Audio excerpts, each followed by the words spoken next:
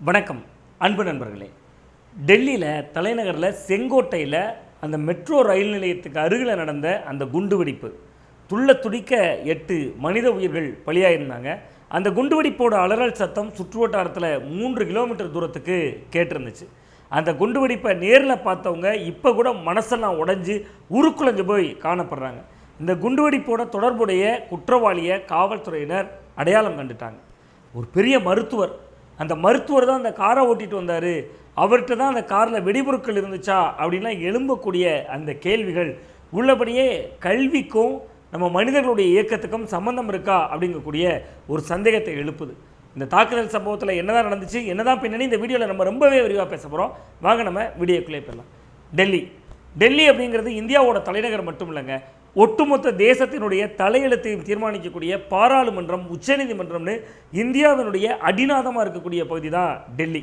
அதனால தான் டெல்லியில் என்ன ஒரு சின்ன நிகழ்வு நடந்தால் கூட அது ஒட்டுமொத்த தேசத்தோட நிகழ்வாகவும் மாறி போயிடுது.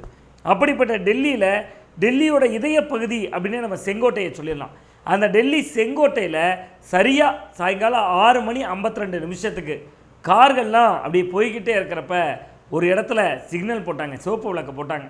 சிவப்பு விளக்கு போட்டோன்னா சடக்குன்னு நிற்க வேண்டியது காரு ஸ்லோவாக வந்து அப்படியே நிறுத்துவாங்க. அப்படி ஸ்லோவாக வந்து நின்றுக்கிட்டு இருக்கிறப்பயே ஒரு கார்லேருந்து திடீர்னு தீப்பிழம்பு மாதிரி எரிய ஆரம்பித்து வெடிச்சிச்சு. அந்த காரில் வெடித்த அந்த வெடிப்பிழம்புங்கிறது அதை சுற்றி இருந்த 3-4 கார்களுக்கும் பரவி 8 பேர் உடல் கறி துள்ள துடிக்க அந்த இடத்துல உயிரிழந்து போய் கிடந்தாங்க. இந்த சம்பவத்தை நேரில் பார்த்தவங்களாம் உடலில் ஒவ்வொரு பாட்டாக அங்கங்கே சிதறி கிடந்துச்சுங்கிறாங்க. இதெல்லாம் மட்டும் இல்லாமல் அந்த சுற்றுவட்டாரத்தில் முழுசும், அந்த பகுதி முழுசும் ஒரு 3 கிலோமீட்டருக்கு அந்த வெடிச்சத்தம் ரொம்ப வேறு அளவுக்கு பயங்கரமான ஒரு சத்தமாக கேட்டிருக்கு. இந்த சம்பவத்தோட பின்னணி என்ன, இந்த சம்பவம் ஏன் நடந்துச்சு அப்படின்னு விசாரிக்க ஆரம்பித்தாங்க டெல்லி போலீஸ் மட்டும் இல்லை, அது இந்தியாவினுடைய தலைநகரில் நடந்ததுனால NIA அப்படின்னு சொல்லக்கூடிய தேசிய புலனாய்வு முகமை அவங்களும் வந்து ஆய்வு செய்ய ஆரம்பித்தாங்க. NIA மட்டும் இல்லை, எல்லை பாதுகாப்பு படையினரும் அவர்களோடு சேர்ந்து ஆய்வு பணிகளில் ஈடுபட்டாங்க. இப்படி 3 பேரும் சேர்ந்து பலகட்ட விசாரணை பண்ணதில் கடைசியாக அந்த காரை ஓட்டி வந்தவருடைய புகைப்படத்தை டெல்லி போலீஸார் ரிலீஸ் செஞ்சாங்க. இவர் தான் ஓட்டிகிட்டு வந்தார் அப்படின்னு சொல்லியிருக்காங்க. சம்பவம் நடந்தது சரியாக மாலையில் 6:52. ஆனால் 3:22 கார் பார்க்கிங்குள்ளே அந்த நபர் இருந்தார். கார் பார்க்கிங்கில் இருந்து காரை விட்டு வெளியில் வரல.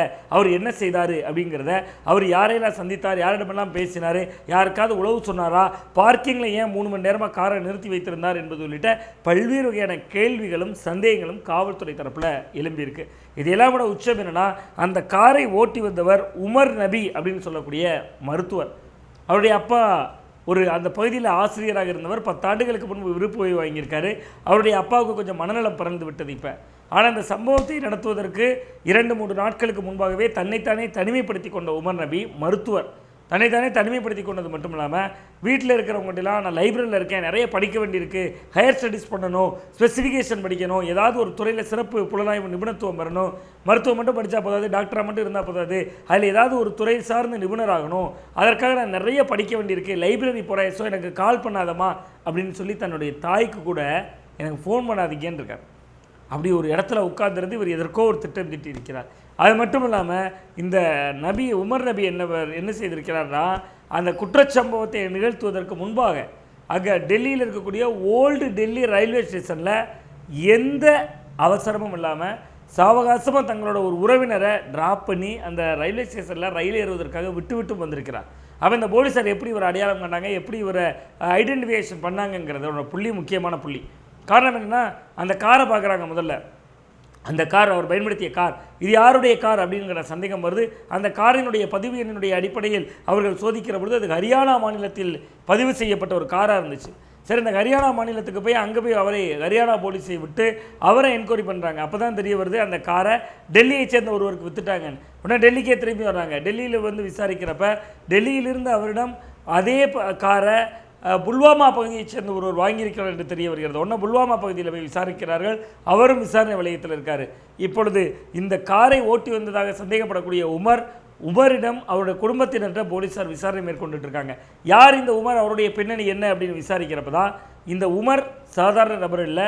இந்த உமர் ஏற்கனவே தடை செய்யப்பட்ட ஒரு தீவிரவாத செயல்களில் இயங்குவதற்காக அவற்றை கொடுத்து களமாடுவதற்காக இவர்கள் எல்லாம் சேர்ந்து, அவர் மட்டுமல்ல அவருடைய நண்பர்களாக இருந்த அதில் அகமது, முஜாமில் சகில் இவர்கள் எல்லாம் அண்மையிலே பயங்கரவாத செயல்களுக்காக போலீசாரால் அறிவிக்கப்பட்ட குற்றவாளிகளாக கைது செய்யப்பட்டு தேடப்பட்டு இருந்தவர்கள். இவர்கள் எல்லாரும் சேர்ந்து 2 இடங்களிலிருந்து இவர்கள் எல்லாம் கைது செய்திருந்தாங்க. ஒன்று பிரீதாபாத் அப்படின்னு சொல்லக்கூடிய இடம், இன்னொன்று குஜராத் மாநிலம். இந்த பகுதிகளில் பிரீதாபாத் அசைன்மெண்ட் என்கிற பேரில் இவர்கள் எல்லாம் இன்ஸ்டாகிராமில், வாட்ஸ்அப்பில், ஃபேஸ்புக்கில் ஒரு ரகசிய குழுக்களாக இவர்கள் இயங்கி வந்தது இப்போ தெரிய வந்திருக்கு. ஸோ இதனுடைய அடிப்படையில் போலீஸார் இப்பொழுது விசாரணையை தீவிரப்படுத்தி இருக்கிறார்கள்.